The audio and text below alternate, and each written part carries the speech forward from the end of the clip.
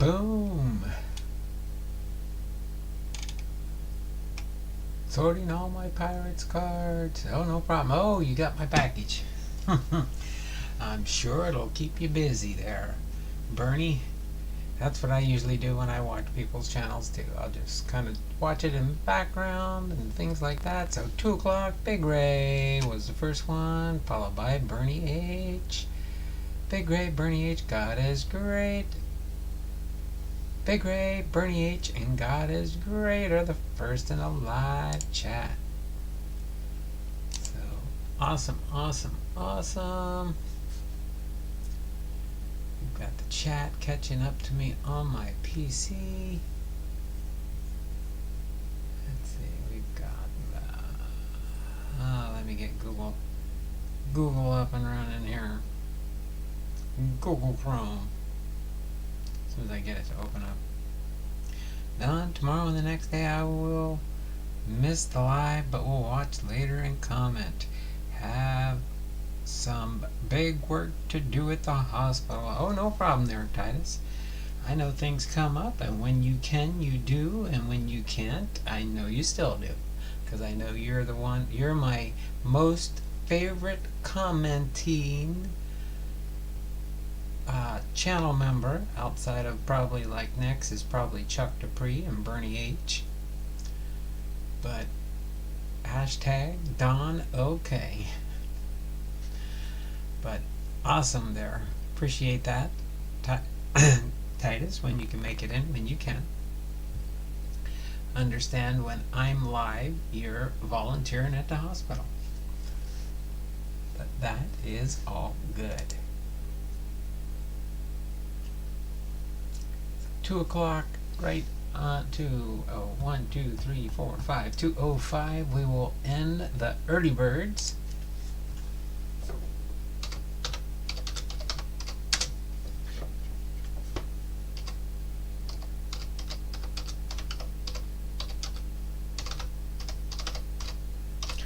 By the way, this is my main thrust of my shirt I'll be wearing for most of our Hall of Fame content, especially when I do all these Hall of Fame biographies. This is episode 148, Reggie Jackson, followed by 2 trivias, yesterday the 13th and today the 14th. Followed after that with a family mail call from Ethan, so that'll be awesome. And then after that, we'll see if we have time. We might pop open a box of something that came in the mail this last Sunday. Yeah, I was surprised it came on Sunday. I was like, whoa. I wasn't expecting a delivery on Sunday, but I guess FedEx or UPS, can't remember if this one came FedEx or UPS, was delivered on the weekend. They must be on their holiday schedule already. So let me get this in here, and in the early bird entries, scroll back up to the top here, and as soon as we get into going through the logging in of names, let's go through our commercial break here. I should take the new off, and just 2023 Patreon tiers. I'm formulating the new one. I think I'm going to go with that later. But just so people do know, the 2023 Patreon tiers will still be there, and I will be adding in probably maybe 3 more tiers in my Patreon. 3 more different tiers, and they will be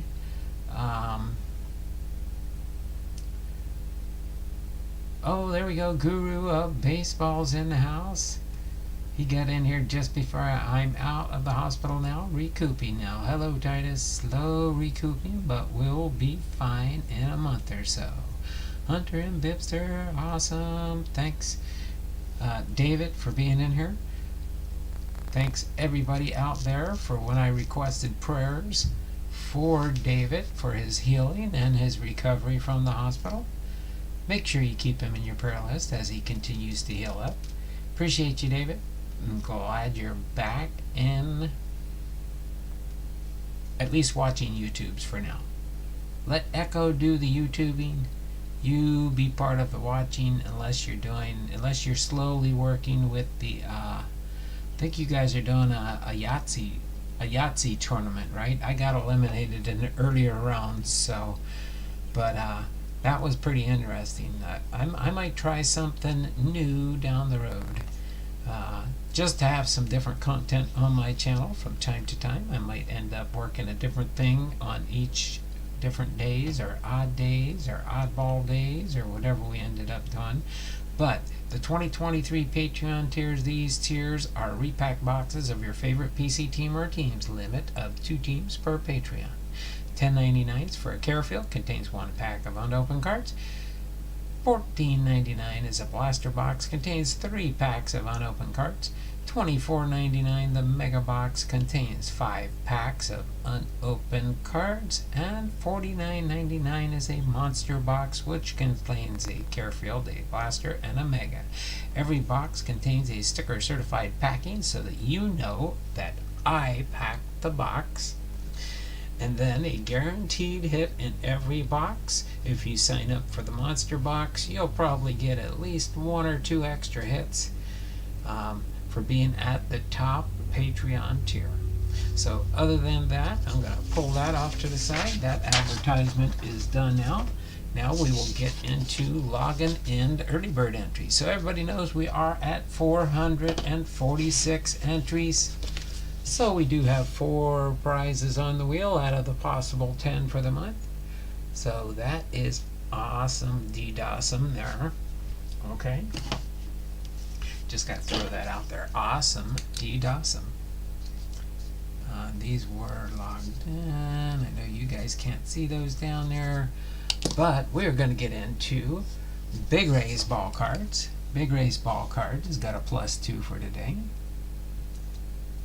Again, if you do come in late and you want to give a super chat, you can not only get entries for the super chat, but you also will get, depending on the size of the super chat. So if you super chat $1, you get 1 at bat. If you super chat $5, you get 5 at bats. The more higher the tier of the super chat, the more entries you get. But I think just to be safe, I'm going to cap it off at 10 at bats for a super chat. So only go up to $10. If you do want to do more, that's fine. But a $10 super chat will give you 10 at bats. Okay. But other than that, we'll just go through early birds in the chat. When you're here in the first 5 minutes of the live stream, you get into 2 entries for being an early bird. You get, for the most part, unless it's a bigger trivia question, you get 5 points for each trivia question you get right. And we'll go from there. So we got Big Ray Bernie, God is Great's in the house. God is Great with a 2+. So yep, once we fill up the 1,000 names on the wheel, we end everything there. So we got God is Great, Big Ray, God is Great, Bernie H, God is Great. Hunter Busher is here.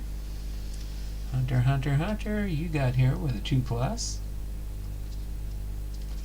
So that's 4 people so far. God is Great. Guru and Echo. I'll just count you as Guru and Echo is a 2+. I'm going to just leave it as Guru and Echo trivia. I know Guru of baseball cards is here. Bernie H. Big Ray's in the house. But Big Ray was here earlier. So I believe I've got everybody here. Let me go over and speak now or forever hold your peace. I got Bernie H. I've got Big Ray. I've got God is Great. I've got Hunter Busher. And we got Guru and Echo. So 1, 2, 3, 4, 5 people in here. Did I miss anybody in the chat? Speak now or forever hold your peace. Okay, I've got to get Ethan in here for his Patreon package he sent me. That gives him, since that gives him present, 5 plus for the package, family mail call package. So go through, you can go to my community tab, you can see where I've got checklists of different cards I'm looking for to complete different sets. If you assist me with those, you will get free entries on the monthly giveaways. If you're in any of my Patreon tiers, the first set of Patreon tiers I put up were Hall of Fame related, so you can sign up for those tiers. The next set I set up was for the current repacks for the Blasters, the Carefields, and the Megas. Then our next tier levels for 2024 are going to be multi-type rookie connected type items. We'll have cards for rookie cards, Gold Cup cards, future stars, prospects, rated rookies, anything related to the early, either first or second year of a player for their rookie cards or post-rookie cards, in other words, pre-rookies, which could be minor league cards. Okay, as long as they made it, I'll try and do as much as they made it into the major leagues after getting rookie cards there. So that'll be the thrust of the tiers, and I'll probably just do different sizes, and you can choose.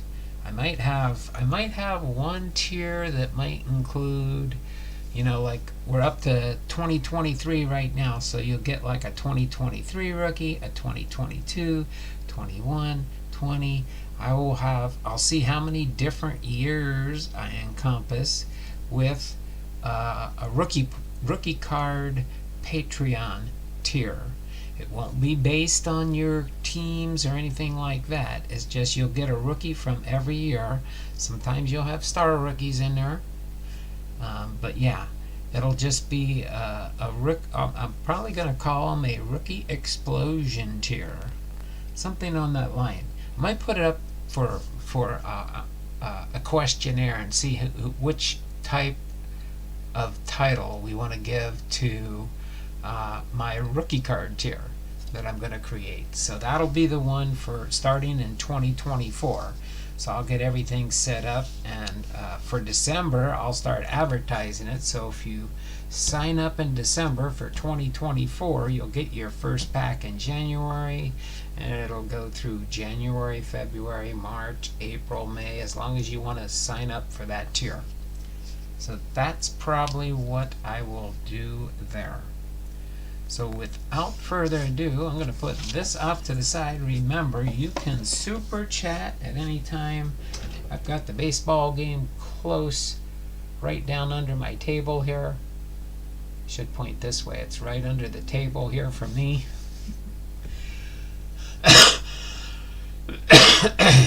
So that's what we will do for a new Patreon tier for next year. And today, of course, we are doing Reggie Jackson and his biography.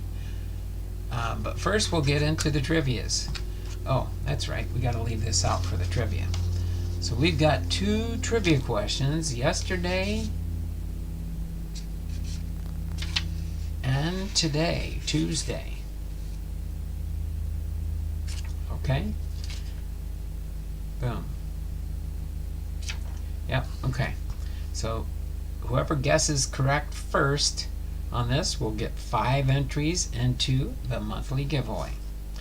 Okay, so for yesterday, Monday, November 13th, 2023, our baseball birthdays were Mel Stottlemyre, Pat Entgen, Wes Parker, and Dan Petrie. Okay, let me get this in the chat real quick. Start your trivia guessing when I enter it in the chat. That's when you start your guessing.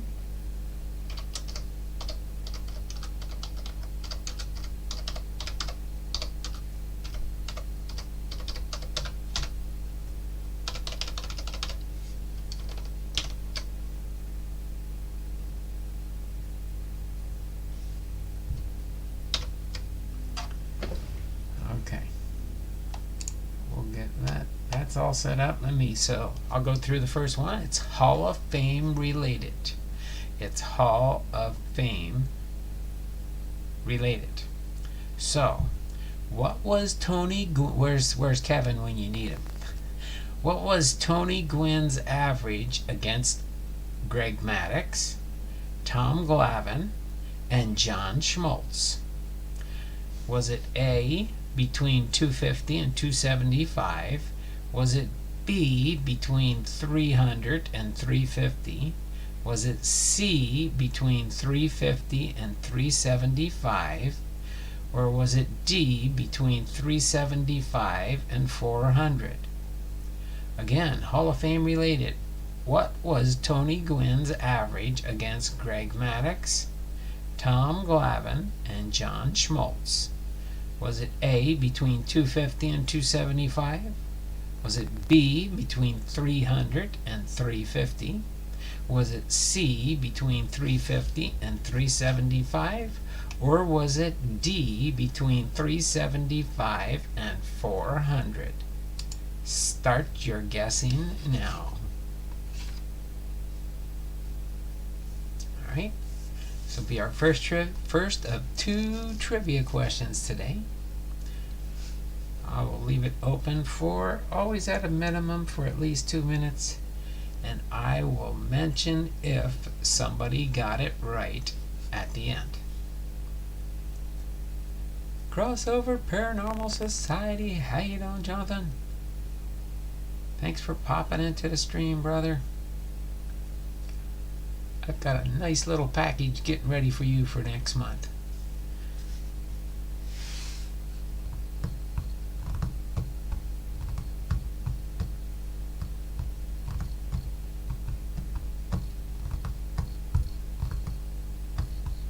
Let's see, what so far now? We got 18, 19. Okay, we got at least, how many people we got watching in here? 4 people watching, 4 viewers, and only one guest so far. I thought somebody else guessed, but it must have went away. Oh, Big Ray took his off. Oh, say the answers again? Okay, I'll do it real quick, and then you have to come up with an answer quick. Was his average for against Maddux, Glavine, and John Schmaltz between A, 250 and 275, B, 300 to 350, C, 350 to 375, or D, between 375 and 400? Big Ray's got it with D. D. So Big Ray got it for 5 points for D, and we'll read the answers so you know the accuracy of it, at least from the calendar standpoint here, and then we'll move on to today's trivia. So again, what was Tony Gwynn's average against Greg Maddux, Tom Glavine, and John Schmaltz? It was between 375 and 400. D. Captain Video hit 381. He liked Schmaltz best, getting 32 hits and 72 tries with a 444. He took Maddox's measure for 39 for 94, which was 415, and Glavine held Tony to a 30 and 99 mark with a 303. An 8-time batting titleist, Gwynn logged 101 hits and 265 at-bats against them. Incredibly, he raised his 338 lifetime mark against the Braves Hall of Fame trio. There you go. Thanks there, Big Ray, for getting that one right. That was, again, Hall of Fame related. Now we're going to move on to our next trivia. Get this in here. I'll put it in there after I read it through the second time, and then we'll get into Ethan's package. I'll do that quick, and then we'll do Reggie Jackson's biography. Baseball history. Oh, our baseball birthdays for today, Tuesday, November 14th, are Kurt Schilling, Willie Hernandez, Jimmy Pearsall, and Kent Buttonfield. But our baseball history trivia is, out of these three choices, who was the first to be ejected because of baseball's policy regarding pitchers using sticky substances? Was it A, Jack Birdie, B, Tyler Alexander, or C, Hector Santiago? Baseball history. Who was the first to be ejected because of baseball's policy regarding pitchers using sticky substances? Was it A, Zach Birdie? Was it B, Tyler Alexander? Or was it C, Hector Santiago? Start your guessing now.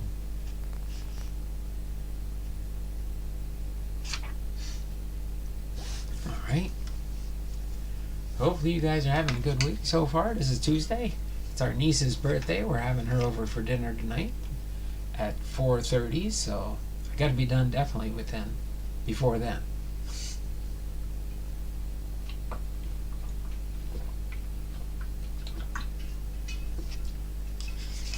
And Big Ray nailed it again.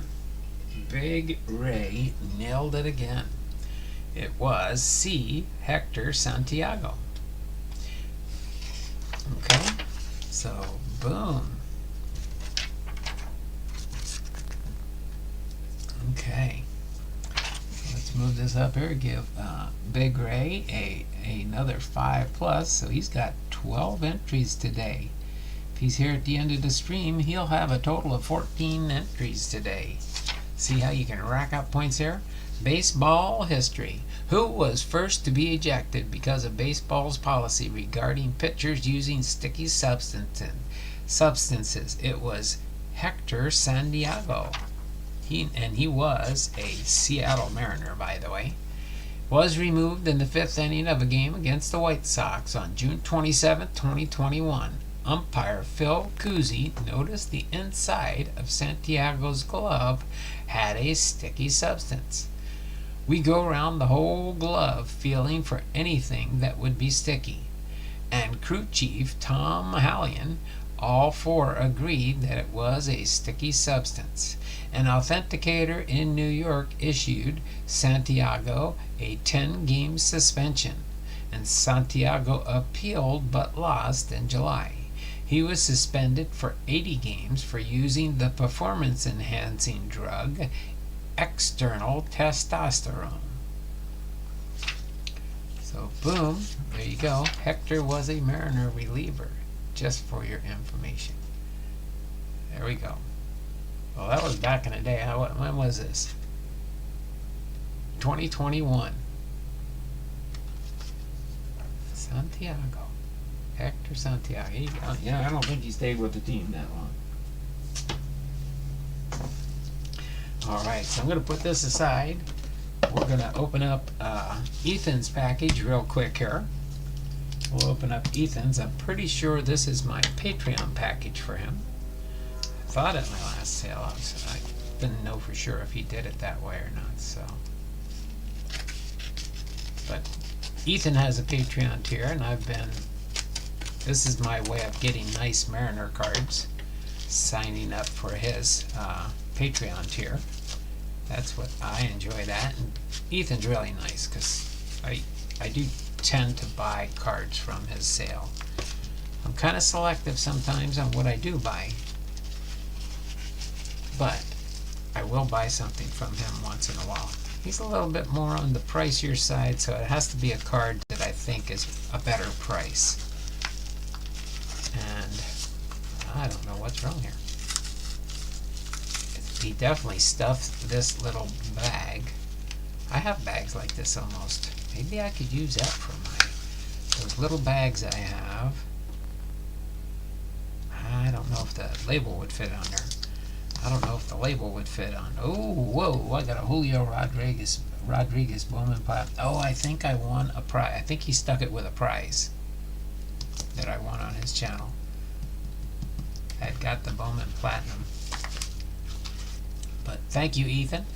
We'll go through this real quick, and then I'll go through and take care of those. But let's see what we've got in this team bag here from Julio, or from Ethan, which most likely is going to be Seattle Mariners, in case you're wondering.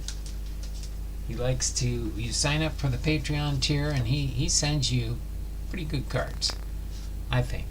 He's an awesome guy. We got Seattle Mariners, Bowman Platinum, Julio Rodriguez. And we got a Cole Young. We got a Ken Griffey Jr. Ooh, I don't know if I have this one. I'll have to check on this. I don't think I have that Ken Griffey Jr. It's a 6 of 10 subset. So insert set. Ken Griffey Jr. Robert Perez Mojo card. First Bowman. We got another Julio Bowman Chrome. Julio. And he knows I like my Cal Ripken Juniors. I don't know if I have that one. But that will go to my Cal Ripken Jr. FG. First generation, maybe? First generations, number 13. But that's pretty cool. That'll go there.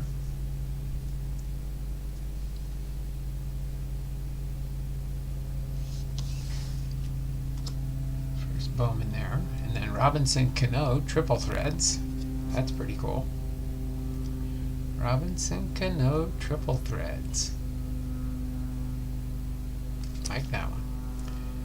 That will go with my Seattle Mariners. Oh, we got an auto. Usually, I think I get it. It's usually an auto and a relic, which is pretty cool. Oh, John Olerud. I could almost get that one signed with a relic piece and make it worth more. Could do it through the mail for John Olerud. I've got his one up there, his bat relic, signed by John Olerud, and I could probably get this one. I could send this one off and get him to sign this and send it back. That would be sweet. Might just do that. I have his address, so that would be cool. And then this is Aaron Fletcher for the Seattle Mariners, rookie auto for a Topps Chrome 2021. So awesome.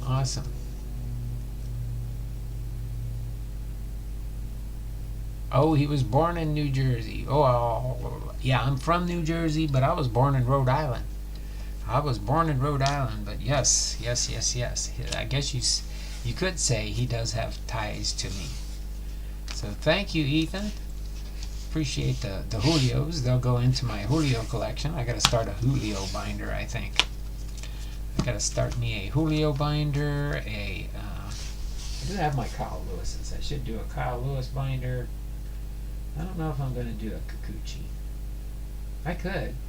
Kikuchi and Sheffield. I was at one time I was collecting Kikuchi and Sheffield and Kyle Lewis, but now I've taken a back seat. But I do have pretty good collection of them, so maybe down the road I'll put them in binders down the road. So wow, 1, 2, 3, 4, 5, 6, 7, 8, 9 cards. That is pretty nice. Appreciate that, Ethan, and I appreciate you taking care of me all the time when you send me my Patreon package. It's really appreciated. So we are going to do Reggie Jackson. As you can see, I do have a few Reggie Jacksons in my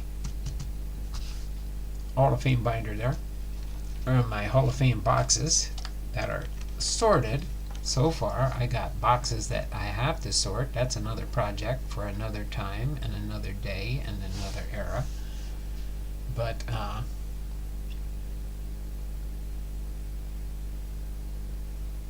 okay. So after his 10-game suspension for sticky stuff, he was suspended for 89 games for steroids and never came back to the MLB.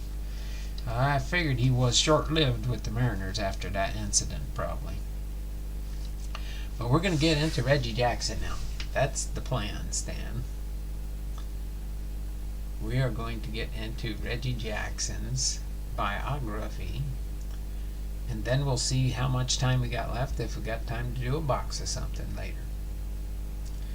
He plays in the Mexican League 2023 Aceros de Monclova.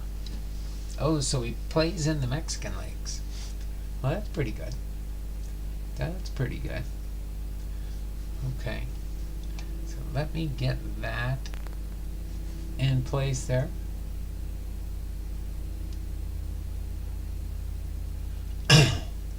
So, Reggie Jackson, whose full name is Reginald Martinez Jackson, born May 18, 1946. He is an American former professional baseball right fielder who played 21 seasons in Major League Baseball for the Kansas City, Oakland Athletics, the Baltimore Orioles, the New York Yankees, and the California Angels. Jackson was inducted into the National Baseball Hall of Fame in 1993. Jackson was nicknamed Mr. October for his clutch hitting in the postseason with the Athletics and the Yankees. He helped Oakland win 5 consecutive American League West Division titles, 3 straight American League pennants, and 3 consecutive World Series titles from 1972 to 1974. Jackson helped New York win 4 American League East Division pennants, 3 American League pennants, and back-to-back World Series titles in 1977 and 1978. He also helped the California Angels with 2 American League West Divisional titles in 1982 and 86. Jackson hit 3 consecutive home runs at Yankee Stadium in the clinching Game 6 of the 1977 World Series. Sorry, give me a second here as I... Oh, I didn't put them in there. I can use my t-shirt, I guess. I did it again. I forgot after I was helping my wife in the kitchen to clean off my glasses before I started the show today. She was trying a new recipe, and I had to help her stuff some mushrooms. We're having stuffed mushrooms as an appetizer for my niece's birthday tonight. All right, so Jackson hit 563 career home runs and was an American League All-Star for 14 seasons. He won 2 Silver Slugger Awards, Most Valuable Player MVP Award in 1973, and 2 World Series MVP and the Babe Ruth Award in 1977. The Yankees retired his uniform in 1993.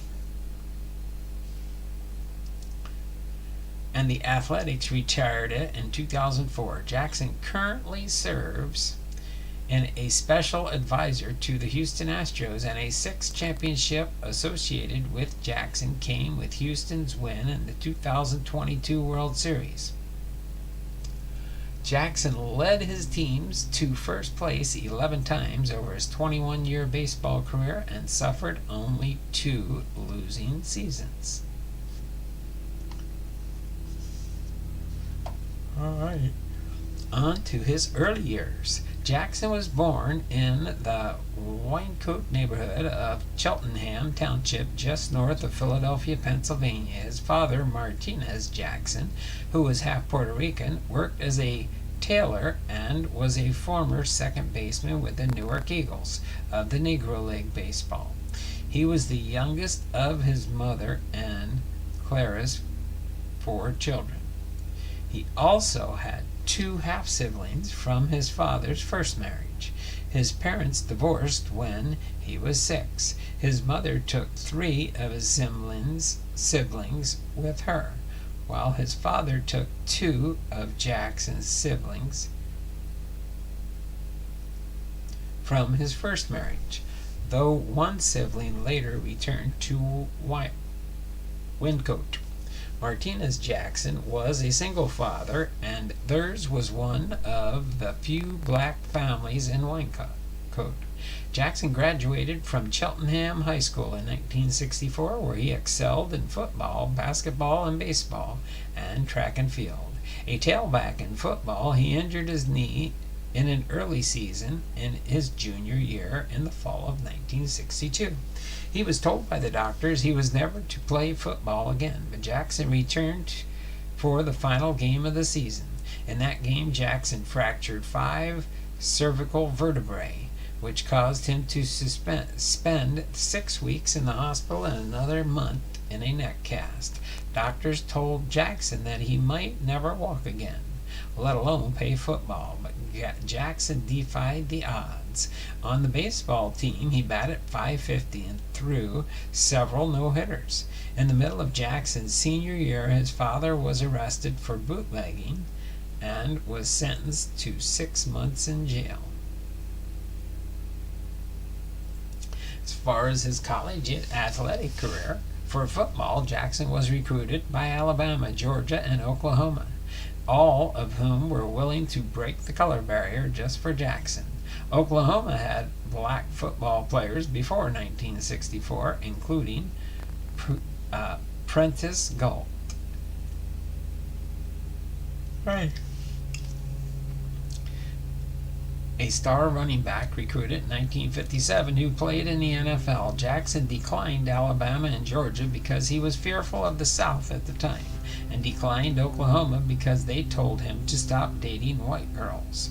For baseball, Jackson was scouted, and Hans Lobert of the San Francisco Giants was desperate to sign him.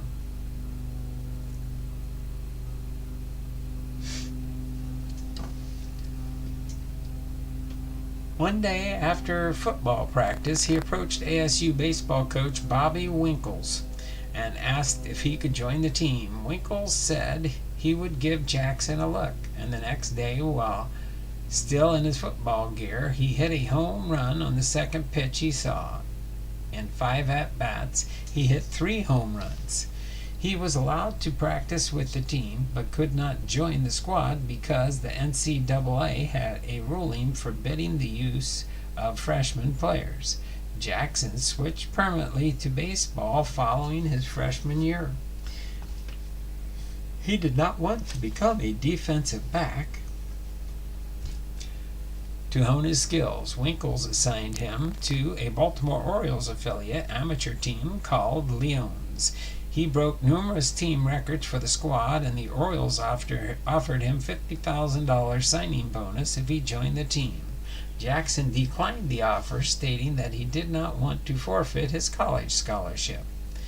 In the beginning of his sophomore year in 1966, Jackson replaced Rick Monday, the first player ever selected in the Major League Baseball draft, and a future teammate with the A's at center field. He broke the team record for most home runs in a single season, led by the New York Yankees, who discovered Mickey Mantle, and Danny Martog of the Pittsburgh Pirates. In his final game at Arizona State, he showed his potential by being only a triple away from hitting the cycle, which making a sliding catch and having an assistant at home plate. Jackson was the first player to hit a home run out of Phoenix Municipal Stadium. Get a sip of water real quick here. Next will be on to the minor leagues.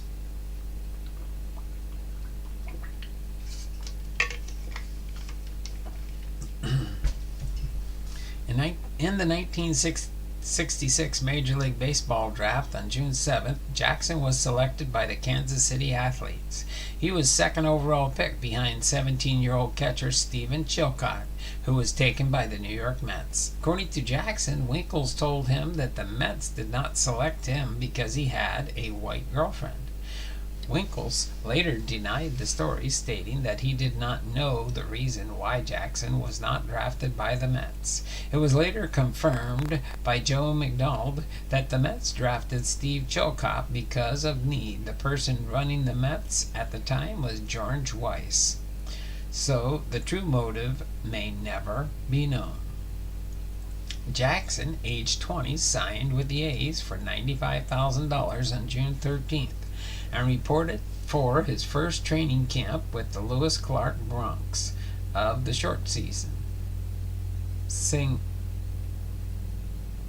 Single A Northwest League in Lewiston, Idaho, managed by Grady Wilson. He made his professional debut as a center fielder in the season opener on June 24th in Bethel Park, Eugene, Oregon, but was hit in 5 at-bats. In the next game, Jackson singled the first inning, homered in the ninth.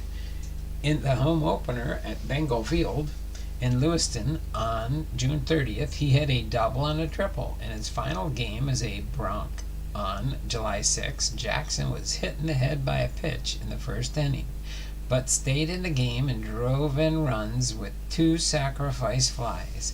Complaining of a headache, he left the game in the 9th inning and was admitted to St. Joseph's Hospital in Lewiston and remained overnight for observation. Jackson played for 2 Class A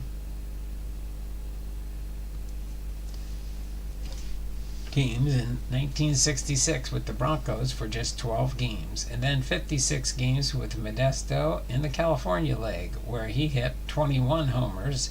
He began 1967 with the Birmingham A's and the Double-A Southern League in Birmingham, Alabama, being one of only a few blacks on the team.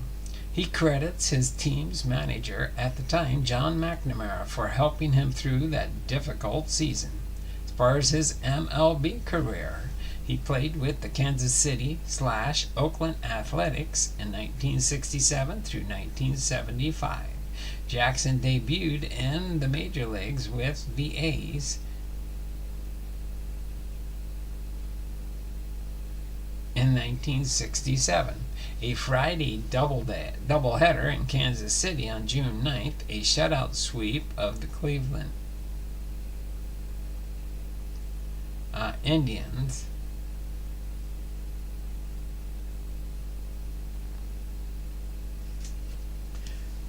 Then the Athletics moved west to Oakland prior to the 1968 season. Jackson hit 47 home runs in 1969 and was briefly ahead of the pace that Roger Maris set when he broke the single-season record for home runs with 61 in 1961. And that of Babe Ruth when he set the previous record of 60 in 1927. Jackson later said that the sports writers were claiming he was dating a lady named Ruth Maris. When Jackson slumped at the plate in May of 1970, the Athletics owner, Charlie O'Finley, threatened to send him to the minors. Jackson hit 23 home runs while batting .237 in the 1970 season. The Athletics sent him to play in Puerto Rico, where he played for the Santurce team and hit 20 homers and knocked in 47 runs to lead the league in both departments. Jackson hit a memorable home run in the 1971 All-Star Game at Tiger Stadium in Detroit, batting for the American League against the Pittsburgh Pirates. Pitcher Doc Ellis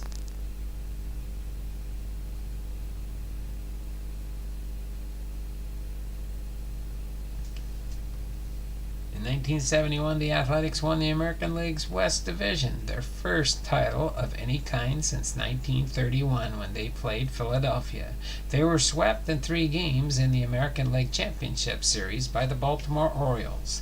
The A's won the division title in 1972. Their series with the Tigers went the full 5 games, and Jackson scored the tying run the clincher on a steal of home. In the process, however, he tore a hamstring and was unable to play in the World Series. The A's still managed to defeat the Cincinnati Reds in 7 games. It was only the second championship won by San Francisco Bay Area team in any major league sport, the first being the Oakland Oaks of the American Basketball Association, who captured the title in 1969, the league's second season in existence. Alright, let me do a refresh on the chat real quick so I know where I left off here. Alright. During spring training in 1972, Jackson showed up with a mustache. Though his teammates wanted him to shave it off, Jackson refused. Finley liked the mustache so much that he offered each player $300 to grow one and hosted a mustache day featuring the last MLB player to wear a mustache, Reggie as master of ceremonies. Jackson helped the Athletics win the pennant again in 1973 and was named most valuable player.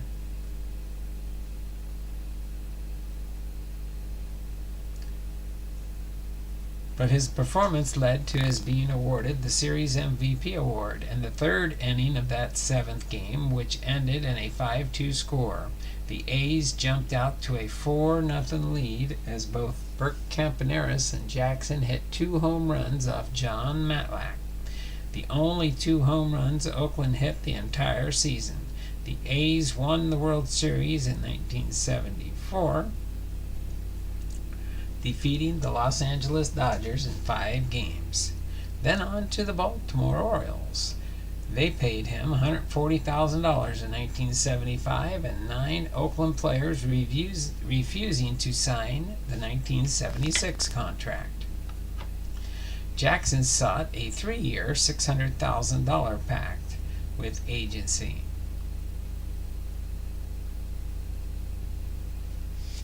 Jackson had not signed a contract and threatened to sit out the season. He reported to the Orioles 4 weeks later and made his first plate appearance on May 2nd. Baltimore and Oakland both finished second in their respective divisions in 1976. The Yankees and Royals advanced to the ALCS, the first without the A's since 1970.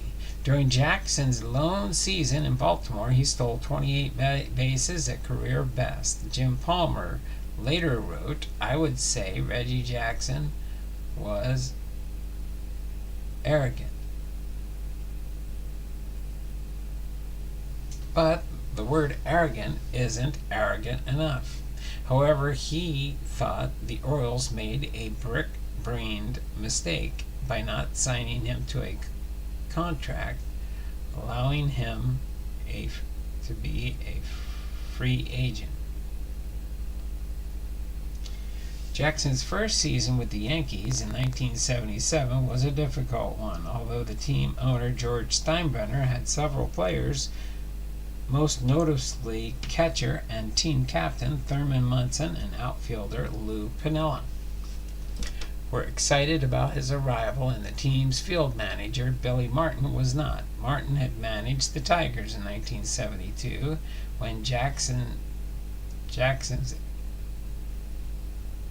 A's beat them in the playoffs. Jackson was once quoted of saying,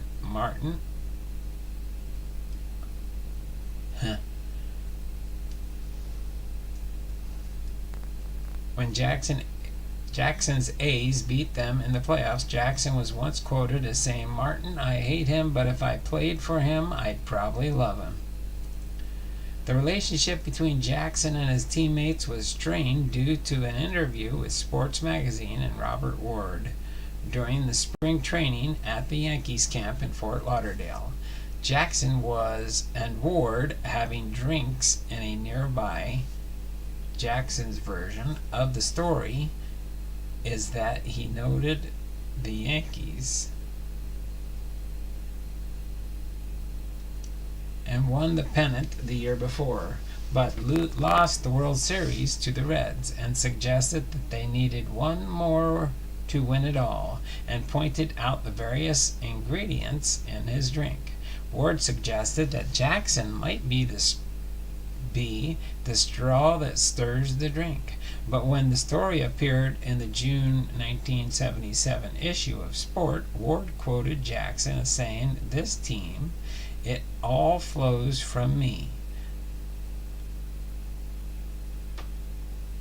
And I'm the straw that stirs the drink. Maybe I should say me."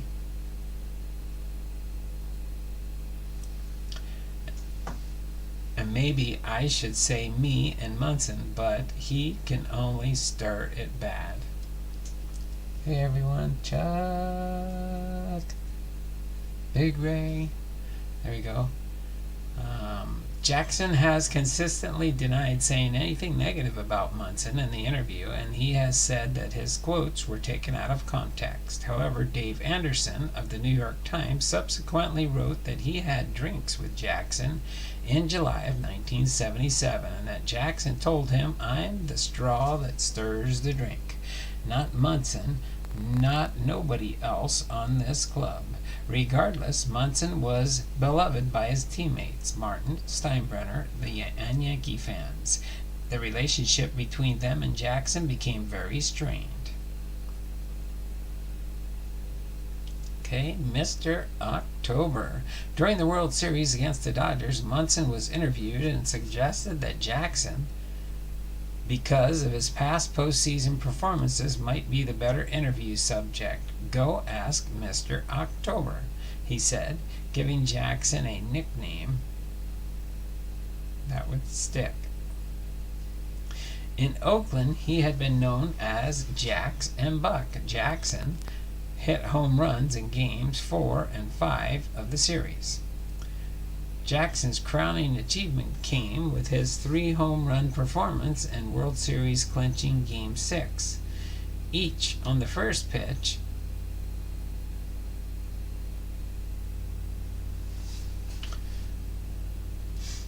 Their reports indicated that the Dodgers would attempt to pitch him inside, and Jackson was prepared.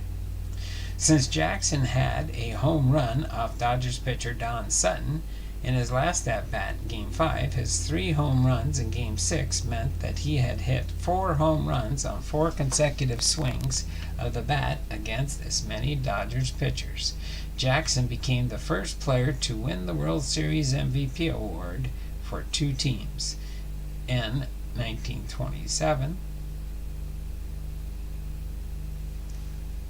World Series game, he amassed 10 home runs, including a record 5 during the 1977 season, the last 3 on first pitches.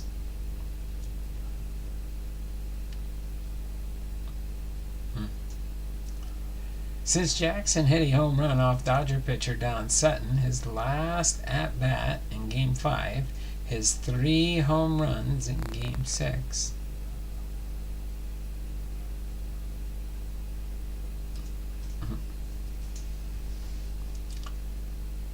meant that he had hit 4 home runs on 4 consecutive swings of the bat against as many Dodger pitchers. Jackson became the first player to win the World Series MVP award for 2 teams.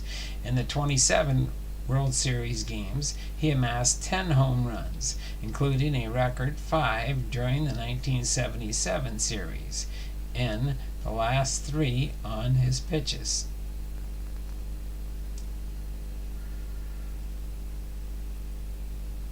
24 RBIs and a .357 batting average, Babe Ruth, Albert Pujols, and Pablo Sandoval are the only other players to hit 3 home runs in a single World Series game. Babe Ruth accomplished the feat twice, in 1926 and 1928, both in Game 4, with 25 total bases.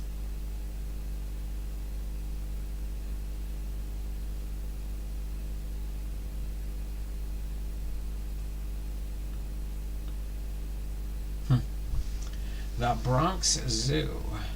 The Yankees' home opener of the 1976 season on April 13th against the Chicago White Sox featured a new product, the Reggie Bar. In 1976, while playing in Baltimore, Jackson said, "If I played in New York, they'd name a candy bar after me." The Standard Brands Company responded with a circular bar of peanuts dipped in caramel and covered in chocolate. The confection that was originally named the Wayne Bun, as it was made in Fort Wayne, Indiana. The Reggie bars were handed to fans as they walked into Yankee Stadium. Jackson hit a home run,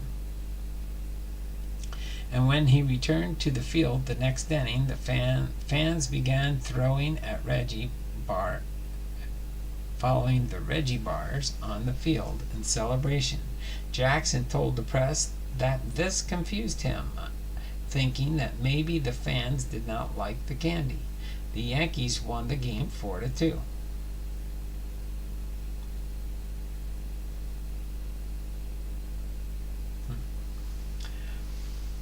Martin resigned the next day. Some sources have said that he was actually fired and was replaced by Bob Lehman, a Hall of Fame pitcher for the Cleveland Indians, who had been recently fired as manager of the White Sox. Steinbrenner, a Cleveland area native, had hired former Indian star Al Rosen as the team president, replacing another Cleveland figure, Paul Gabe. Steinbrenner jumped at the chance to involve another hero of his youth with the Yankees. Lehman had been one of Steinbrenner's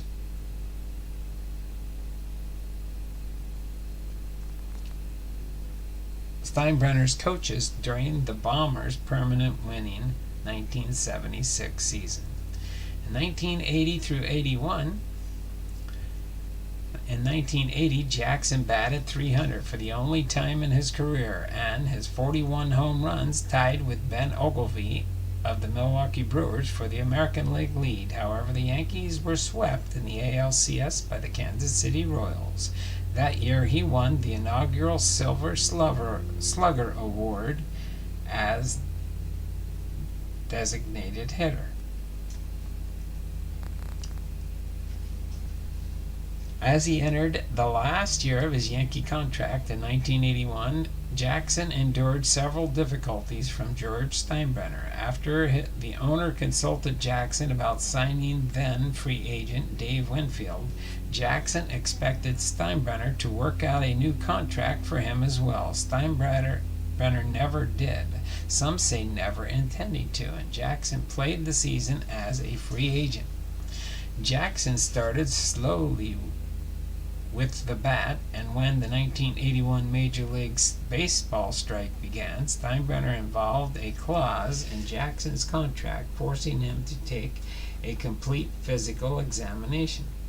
Jackson was outraged and blasted Steinbrenner in the media. When the season resumed, Jackson's hitting improved, partly to show Steinbrenner he wasn't finished as a player. He hit a long home run into the upper deck Game 5 of the Strike Force. Hunter said, "I got your package today." No, all right there, Hunter. Thanks so much. Appreciate it. Thanks for letting me know. At least I know another person got their package from the giveaway last month. The the Strike Game 5 of the Strike Force 1981 American League Division Series with the Brewers, and the Yankees went on to win the pennant again. However, Jackson injured himself running the bases in Game 2 of the 1981 ALCS and missed the first 2 games of the World Series, both of which the Yankees won. Jackson was medically cleared to play Game 3, but manager Bob Lehman refused to start him or even play him, allegedly acting under orders from Steinbrenner. The Yankees lost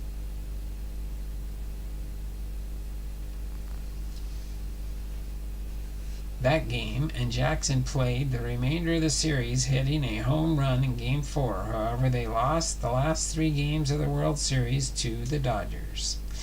The California Angels 1982-86 and the Oakland Athletics in 1987. Jackson became a free agent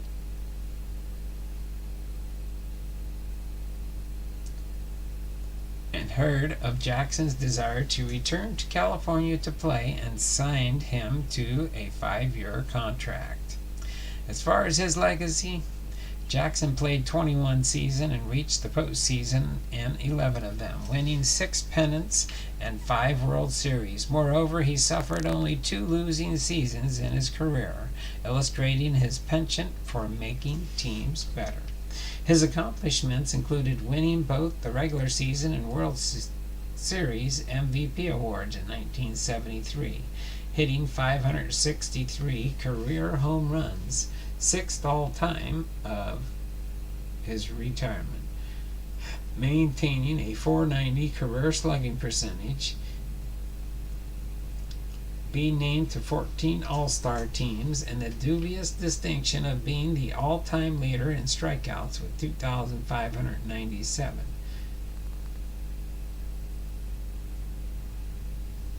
And he led the statistic until 2014, when he was surpassed by Ryan Howard. Jackson was the first major leaguer to hit 100 home runs for 3 different clubs, having hit over 100 for the Athletics.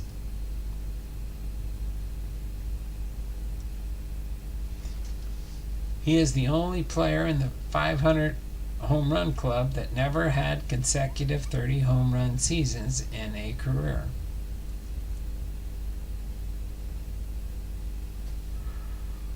Excuse me. His post-playing career. Following his playing career, Jackson spent much of his time with the New York Yankees organization as a special advisor. Jackson then joined the Houston Astros on May 12, 2021 as a special advisor to Jim Crane. With a focus on community support, he assists the Astros Foundation and the Astros Golf Foundation, Crane Capital, and numerous community initiatives affiliated with Crane's enterprises to invest in diversity and inclusion with STEM programming and skills development. He also serves as an ambassador for Crane in selected baseball relations matters, with Houston having defeated Philadelphia Phillies in 6 games to win the World Series. And it was the first championship season for Jackson as a member of the Astros rotation. His post-retirement honors, Jackson and Steinbrenner reconciled, and Steinbrenner hired Jackson as a special assistant to the principal owner, making him a consultant and liaison to the team's players, particularly those of minority standing. By this point, the Yankees, long noted for being slow to adapt to changes in race relations, had come to develop many minority players in their farm system and seek out others via trades and free agency. Jackson usually appears in uniform at the Yankee spring training complex in Tampa, Florida, and was sought out for advice by recent stars in Derek Jeter and Alex Rodriguez. His experience is vast, and he's especially good with the young players in the minor league system, the 17 and 18-year-olds. They respect him and what he's accomplished in his career. When Reggie Jackson tells a young kid how he might improve his swing, he tends to listen. He said, Hal Steinbrenner, the Yankees managing general manager and co-chairperson. Jackson was inducted into the Hall of Fame in 1993. He chose to wear a Yankees cap for his Hall of Fame plaque, and after the Oakland Athletics unceremoniously fired him from coaching a coaching position in 1991. The Yankees retired Jackson's uniform number on 44 on August 14, 1993, shortly after his induction into the Hall of Fame. The Athletics retired his number 9 on May 22, 2004. He is one of only 10 MLB players to have their team numbers retired by more than one team, and one of only 5 to have different numbers retired by 2 MLB teams. Excuse me.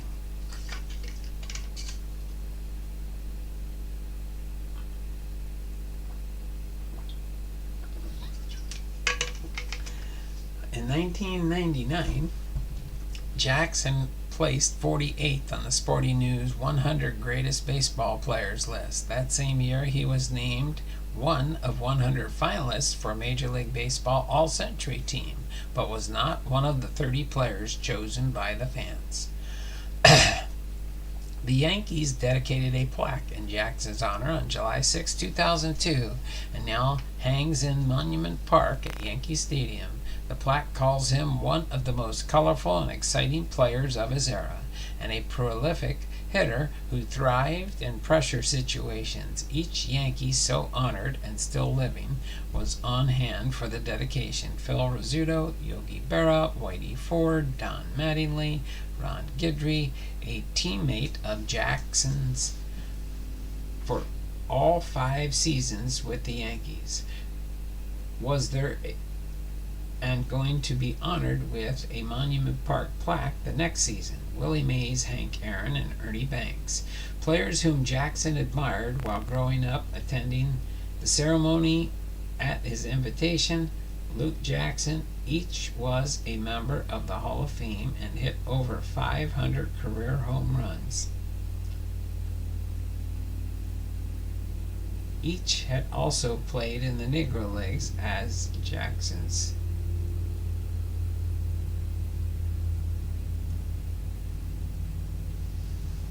Martinez Jackson.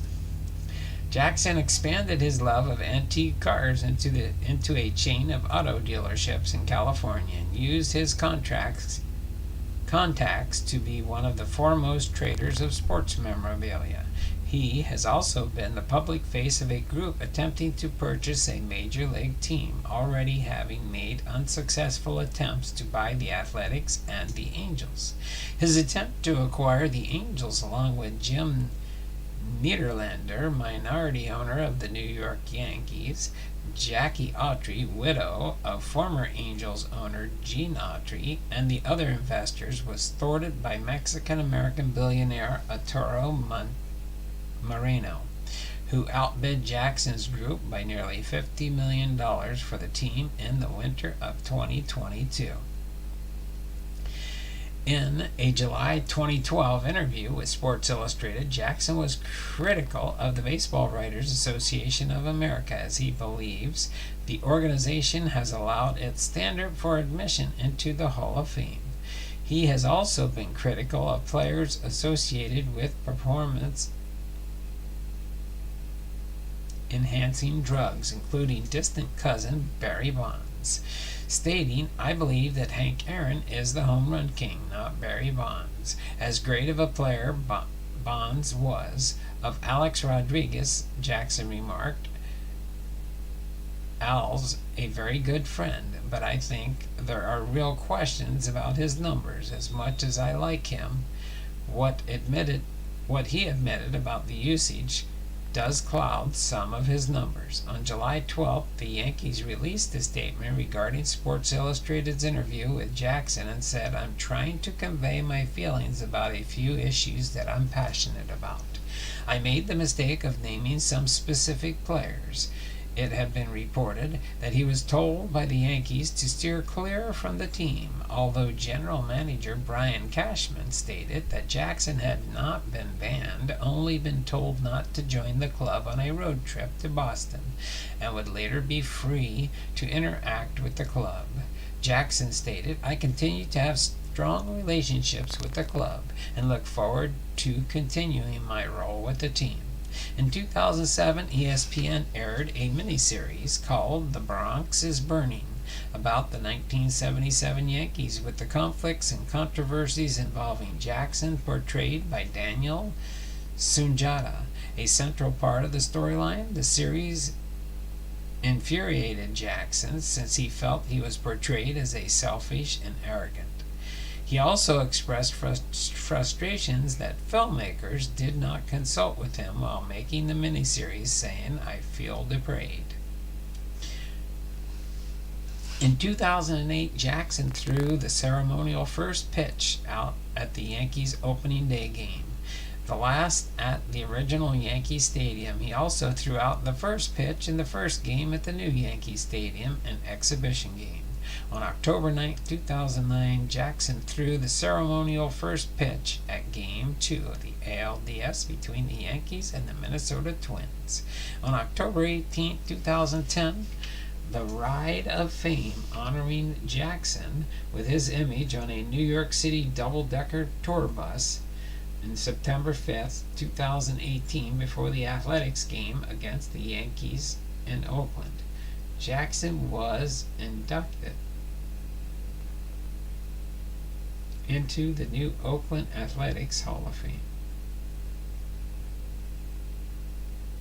He joined fellow inductees Rickey Henderson, Dave Stewart, Dennis Eckersley, Catfish Hunter, and Raleigh Fingers. So there you have it. Now we'll do a recap of his Hall of Fame information. Reggie Jackson was, again, a right fielder.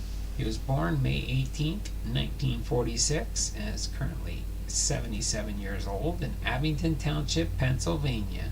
He batted left, threw left. His MLB debut was June 9th, 1967 for the Kansas City Athletics. His last MLB appearance was October 4th, 1987 for the Oakland Athletics.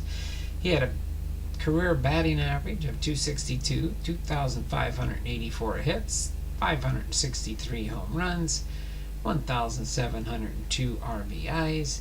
The teams he played for: Kansas City and Oakland Athletics, 1967 to 75. The Baltimore Orioles, 1976. The New York Yankees, 1977 to 81. The California Angels, 1982 to 86, and the Oakland Athletics, 1987. His career highlights and awards: he was a 14-time All-Star, 1969, 1971 through 75, 1977 to 84. 5-time World Series champions, 72 through 74, 77 and 78. American League MVP, 1973.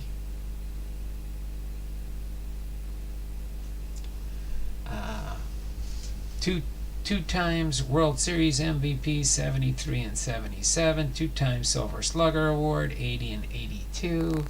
Cards in my car with our Posada. He got his great crossover. Cops, Posada. Cops is in the house. Alright. 2-time Silver Slugger Award, 80, 82. 4-time American League Home Run Leader, 73, 75, 80, and 82. American League RBI Leader, 1973. Oakland A's number 9, retired. New York Yankees number 44, retired. Athletics Hall of Fame and Monument Park honoree. Member of the National Baseball Hall of Fame. Inducted in 1993 with 93.6% of the vote on his on the first ballot. So there you have it.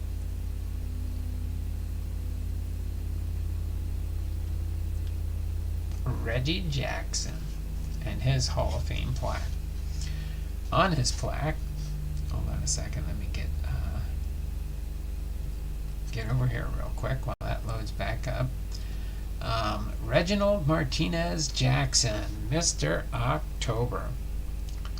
Kansas City American League, 1967. Oakland American League, 1968 through 75 and 1987.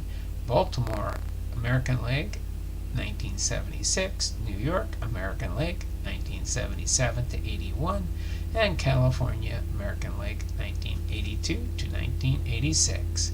Exciting performer who played for 11 divisional winners and found special success in World Series spotlight with 10 runs, 24 RBIs, and a .337 batting average in 27 games in 1977 series. Hit a record 5 homers, 4 of them consecutive, including 3 in one game on 3 first pitches off 3 different hurlers.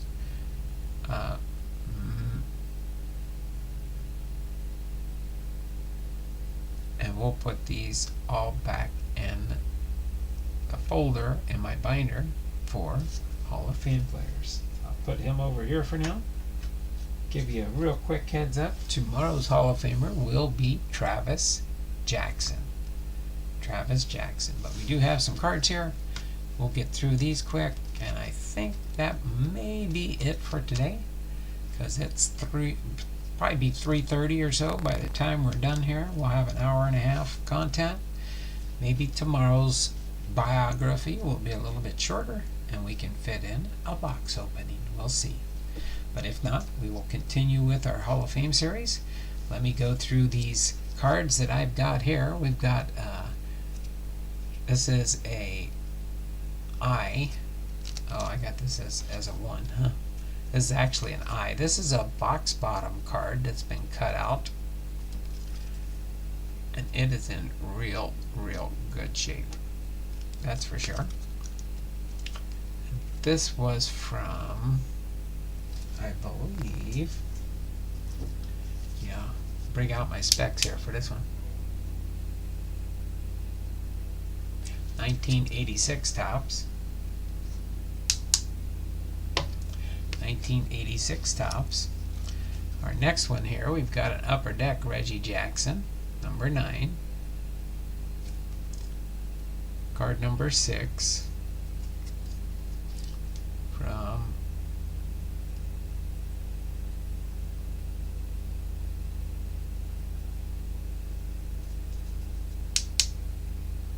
$2,000 Upper Deck. That was after he was done player. We got a Cooperstown here. Reggie Jackson, 1993 Hall of Fame. This one is like a wood grain. I remember this one now. This is a wood grain. Card number 15 from a 2012 Panini product. It's almost like a relic type card, but it has a wood grain feel. Topps Collector Series for Superstar Reggie Jackson from, it looks like 1986. Here's a 1962 through 67 25th anniversary Kmart Collector's Edition Reggie Jackson.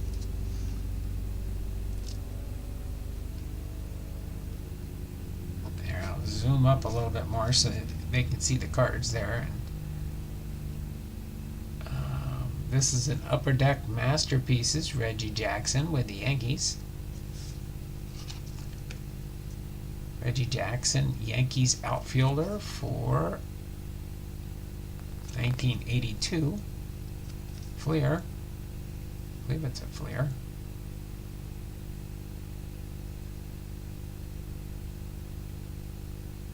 Fleer. I see it now.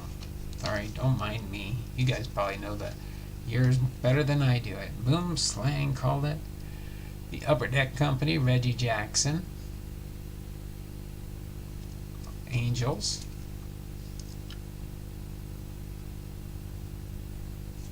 And this is a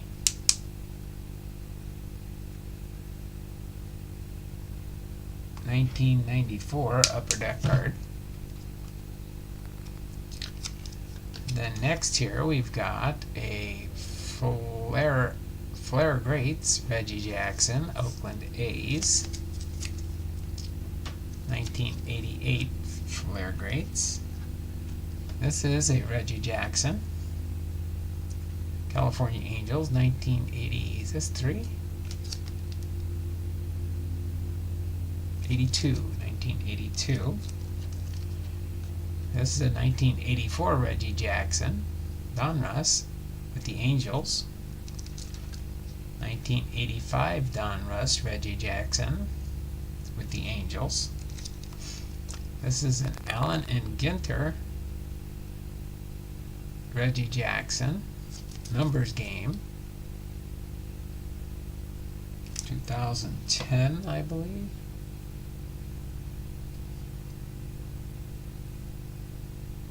No.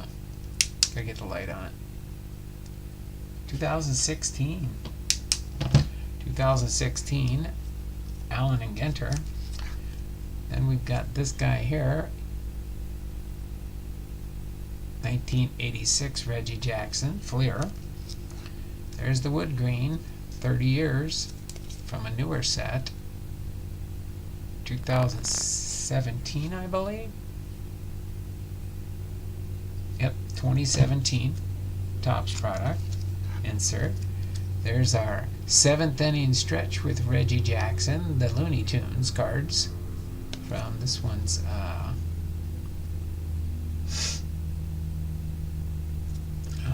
come on.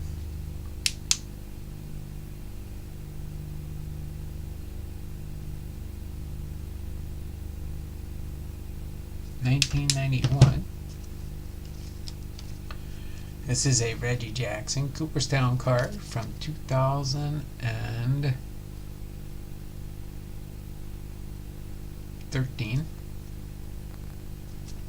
think it says 13 down there. Yep, 2013 Panini Cooperstown. This is a Upper Deck Reggie Jackson retro style. 1988 Upper Deck retro. This is a 1983 Donruss Reggie Jackson. And we've got a Playoff Honors 2004. I believe this is Upper Deck. No, Donruss. I think it says Donruss on the back.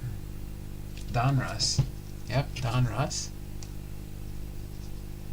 Marvin the Martian is so cool. Yes, he is. I remember. I went through that series, the Looney Tunes. You can look. I think I made a playlist for my Looney Tune specials. World Series highlights from 1977 Reggie Jackson. Upper Deck. Then we got a Topps gallery here for the Yankees. This looks like this is 2003 Topps gallery. Then we've got a Reggie Jackson 87 Donruss. We've got an All-American League All-Star shiny card. You can see that shiny card. It's a sticker card from 1991 Topps product. Then we've got the archives here for this one. Throwback from 2000.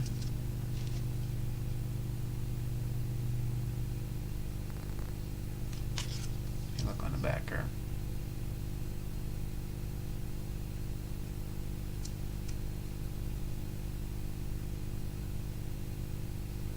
(2002) throwback style card. Then we got a Reggie Jackson big head. Reggie Jackson big head from Good Day Heads Up Baseball Upper Deck product from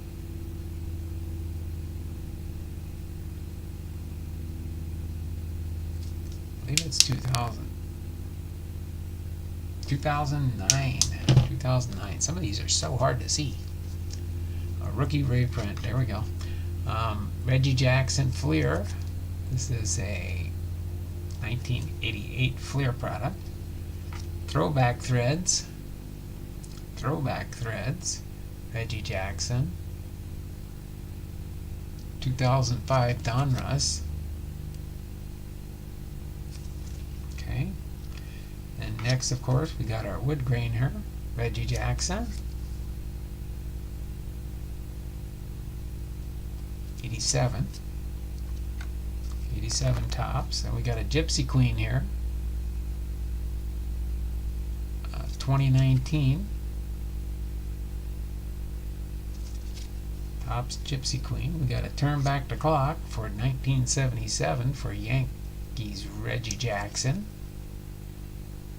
1987 Reggie Jackson Archives stamp on it. Okay, this is from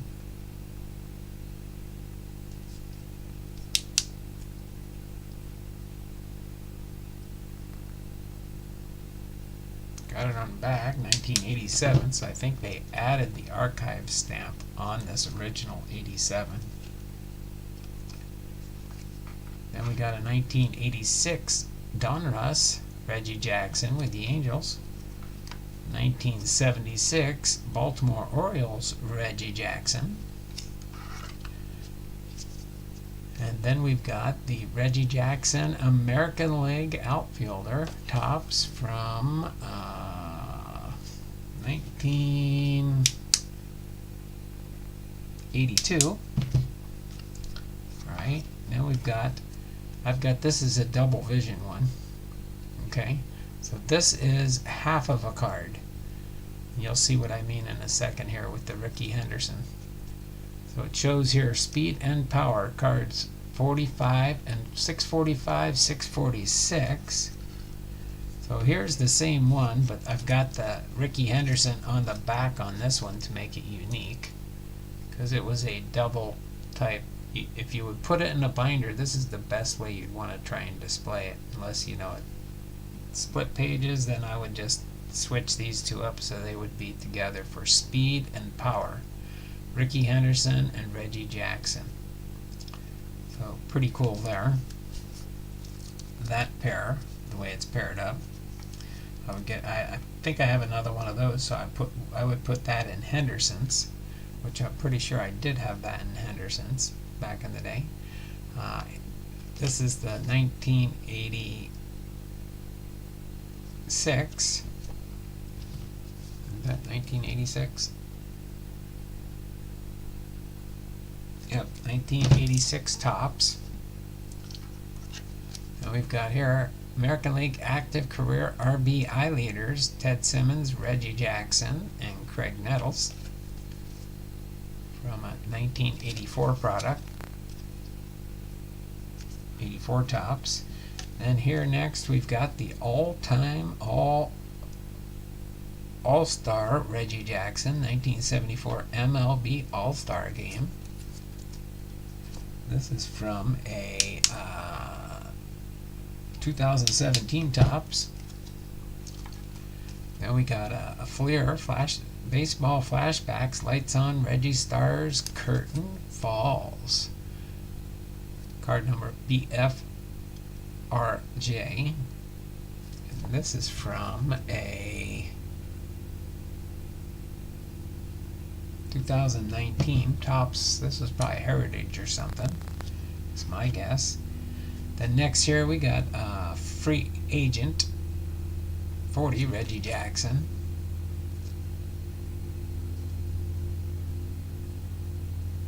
This is a 2015 top set. Insert. And then this one's a postseason performance, Reggie Jackson from 1977. 2018 top set. Insert. And then this one here is Tales of the Game, Reggie's World Series Home Run Hat Trick. Reggie's World Series Home Run Hat Trick. This This is, I believe, 2010 top set. Insert. Yep. Then we got the Pinnacle here. Got Pinnacle coming up next here. Reggie Jackson, New York Pinnacle. TP1, Josh Hamilton and Reggie Jackson on that card. Next we've got 150 years of baseball. Opening day tops for the New York Yankees. From a 2019 tops insert set. Here we've got Reggie Jackson, Barry Bonds, and Sammy Sosa. Here on this 2003 Fleer insert, 3 of 10, PPF. Past, present, and future. Alright, then we had the MVPs, Reggie Jackson, 6 of 12. Then we've got a Fleer Limited Edition, 1986, Reggie Jackson, 26 of 44, this mini set for Fleer. And then last but not least, we have a Reggie Jackson Topps 1987 All-Star Set Collector's Edition, number 54 out of 60. So, pretty fun there. Newer stuff stomps. Stomps me. Oh yeah, as far as what year they are and stuff. So, there we have it. Awesome. Indeed awesome. I've got to be careful to keep on the wifey's good side and not belabor the stream too long. But I will put this right here. I'll file that back away in my Hall of Fame sort box for Reggie Jackson. These are individual cards in order, and then I have my duplicates that I put a divider in, and then I put any duplicates behind that in case I give Hall of Famer cards out. If somebody say they wanted Reggie Jackson, I can pull out some of my duplicates and give them my duplicates from my Hall of Fame collection. So, other than that, we're going to get ready. We're going to close up with the 2-minute warning here. Get this all finished off so I can finish up my day here. Get ready for our dinner tonight in less than an hour. Nothing good, nothing sports related that I can think of. There's no Tuesday night football, right? I think there's Thursday night football. I believe that's Amazon Prime. It has got Thursday night footballs, I believe. But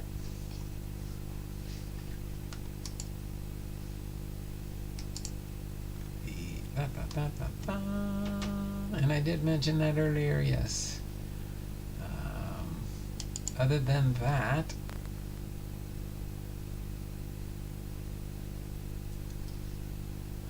did get yours, Hunter, earlier. I saw that up here. I'm pretty sure it was up here. You already mentioned that once.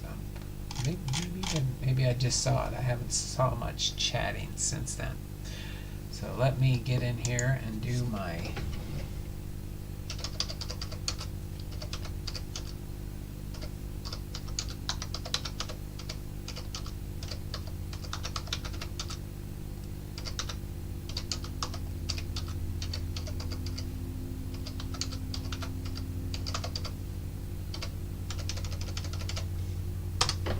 There we go. Start the 2-minute warning. End of stream. Enters.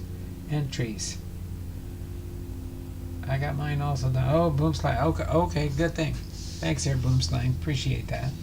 I believe you said you were sending me some of my Upper Deck cards. I know Chuck Dupree said he's sending me the holiday cards. I believe I'm missing from my holiday set, which is good to know. Alright, so let's go in there and everybody start saying, let's see, who do we got here? Let me go through real quick. Who's first? I did it 36, 37, 38. So we got God is Great here for 2. Chuck Dupree. Chuck Dupree is here for 2. Alright, Cards in My Car with R. Posada. It's got 2. God is Great. Cops is here for 2.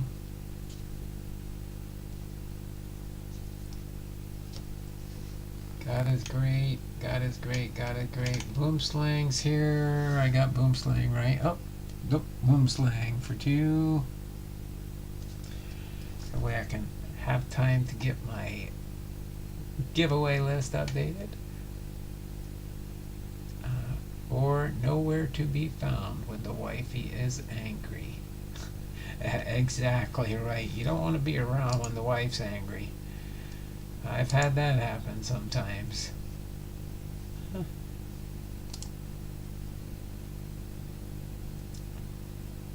Right? When we start at 6, 7, 8.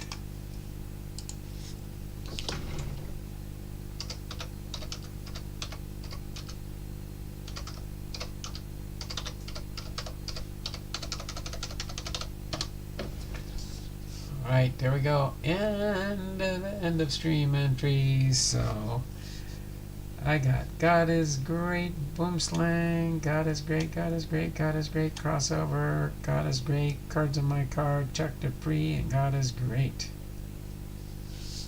So I will get everybody in here. Let's see. Bernie H. No, it was Big Ray. Big Ray, not Bernie H. I got it marked on the wrong one here. Blondell.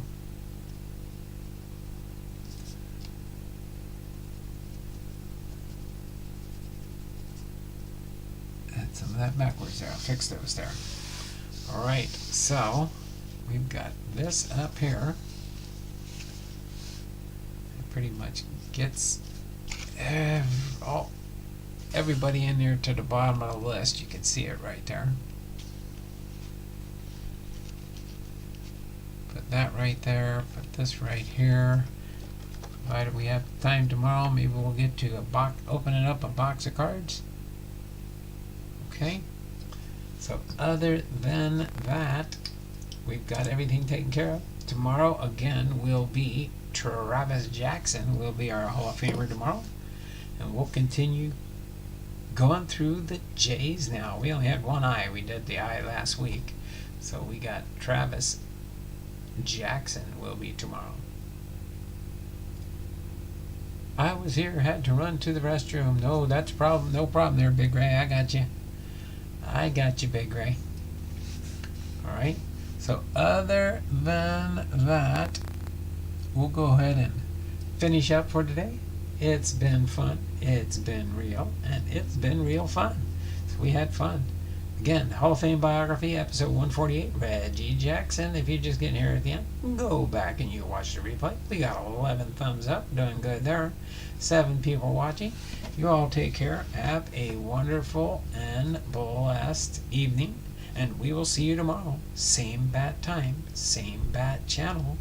Just like David says at the end of his streams, it's not just words, but be blessed. You all take care and have a wonderful and blessed night. And we will see you all tomorrow. Same bat time, same bat channel. Take care.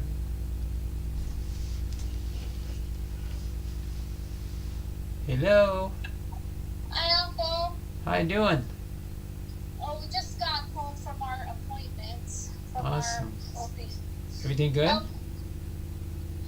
Everything good?